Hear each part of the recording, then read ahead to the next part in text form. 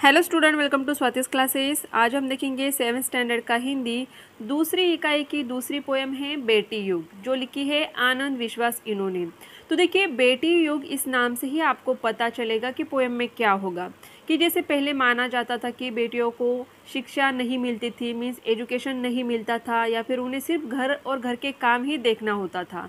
लेकिन आज ऐसी बात है क्या? नहीं। आज का जो युग है बेटी युग, इसे क्यों कहा जाएगा? क्योंकि आज जो शिक्षा जो होती है, एजुकेशन जो होता है, जो लड़कों को मिलता है वही बेटियों को भी मिलता है। तो इसीलिए हम कह सकते हैं कि ये बेटी युग है, जहाँ पर लड़कियाँ अपने मन से शिक्षा प्राप्त कर सकती है, अपने मन चाहे फील्ड में वो आगे जा सकती है, उन्हें जो काम करना पसंद है उसमें वो आगे जा सकती है। और पुरुषों के साथ साथ स्त्रियाँ जो है वो भी अभी क्या करने लगी है, आगे बढ़ने लगी है हर एक काम में। अगर आप कोई भी फील्ड देखोगे तो हर एक जगह पे आपको अभी जो है लड़कियां नज़र आती है। तो इसीलिए इसे कहा जाता है बेटी युग। तो यहाँ पर कवि ने आपको इस पोएम में दिखाया है या फिर बताया है कि बेटी युग कैसे मानेंगे हम, या फिर बेटी युग क्या होगा।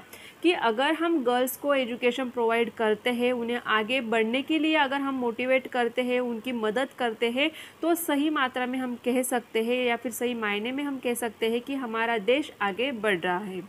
तो आनंद विश्वास इन्होंने ये पोएम लिखी है, जिनका जन्म हुआ था जुलाई 1949 शिकोबाद, जो उत्तर प्रदेश में आता है। इनकी रचनाएं जो कि प्रसिद्ध है, मिटने वाली रात नहीं पर कटी पाखी, देवम, गर्मा गर्म थपेड़े लू के, बहादुर बेटी।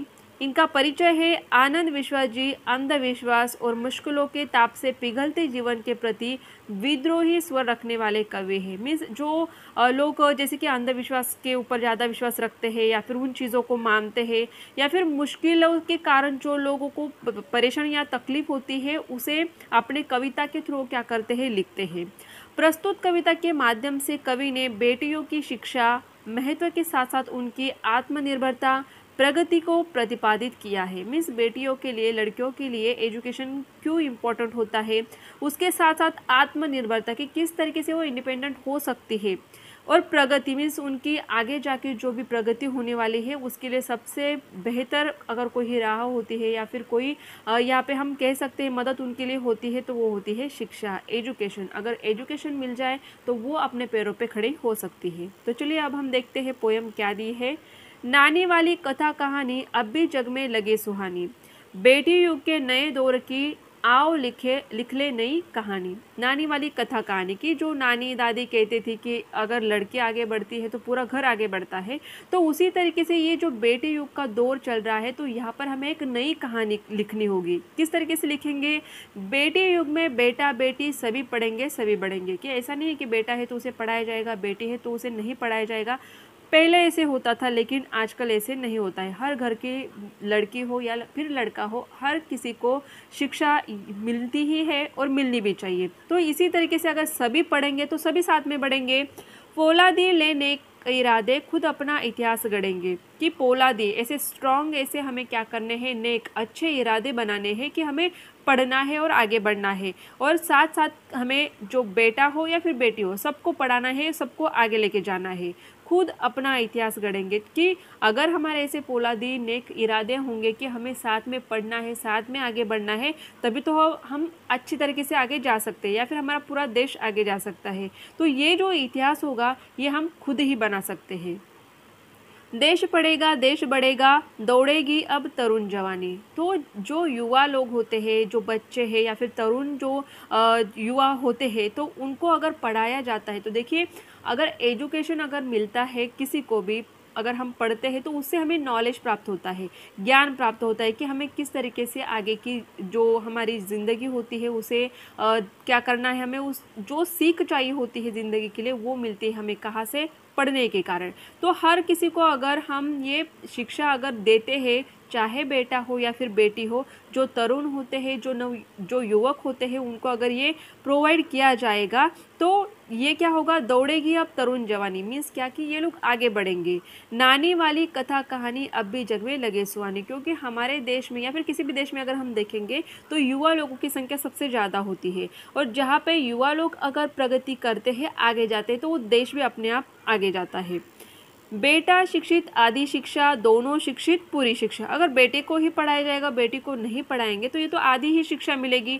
अगर किसी घर में बेटा है या फिर बेटी है, एक बेटा और बेटी है, अगर बेटे को हम पढ़ाई करने के लिए देते हैं और बेटी को नहीं देंगे तो हम नहीं कह सकते हो कि वो पूरा परिवार जो है ये पढ़ा लिखा है, क्योंकि वहाँ तो आधी शिक्षा मिलेगी।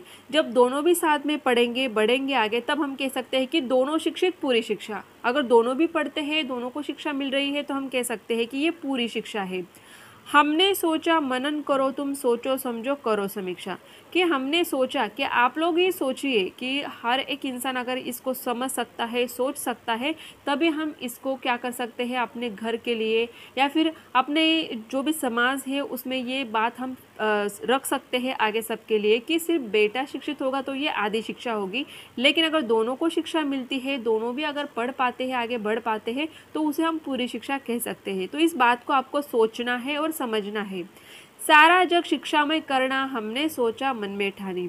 तो देखिए, जैसे कि सर्व शिक्षा अभियान वगैरह आया है, तो ये किसके लिए, कि ये हमने सोच लिया है कि हर गांव का, हर शहर का हर बच्चा, चाहे वो लड़का हो लड़की हो, हर किसी को शिक्षा मिलनी चाहिए। तो ये हमने बात मन में ठानी है और इसीलिए सारा जग हमें क्या करना है, शिक्षामय करना है। मीन्स हर एक इंसान को हमें ज्ञान देना है।